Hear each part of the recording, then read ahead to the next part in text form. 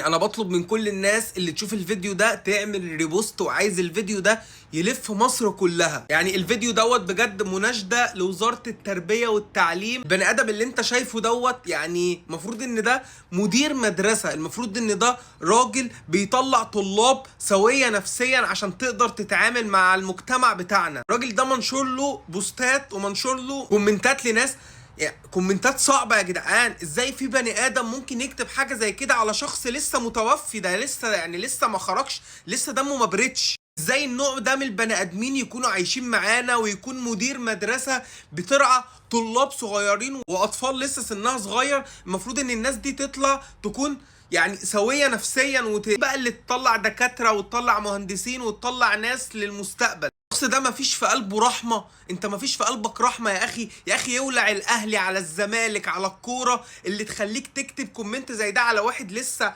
ميت. انا عينيا والله العظيم مش قادرة تستوعب اللي انا شفته دوت من الشخص ده. الشخص ده مسح كل التويتات بتاعته ومسح كل اللي انت شايفه دوت، ولكن الحاجات دي ممسوكة عليه عشان عارف ان هي هتأذيه. اتمنى ان الفيديو ده يلف مصر كلها. يعني اتمنى ان انت ما تبخلش بان انت تحاول تشير الفيديو ده. بجد احنا عايزين الراجل ده يتحاسب، وعايزين وزارة التربية والتعليم تاخد اجراء ضد الشخص عديم الضمير، عديم الاحساس، عديم المسؤولية، عديم كل حاجة ممكن تتخيلها في الدنيا. حسبي الله ونعم الوكيل فيك يا اخي وفي امثالك.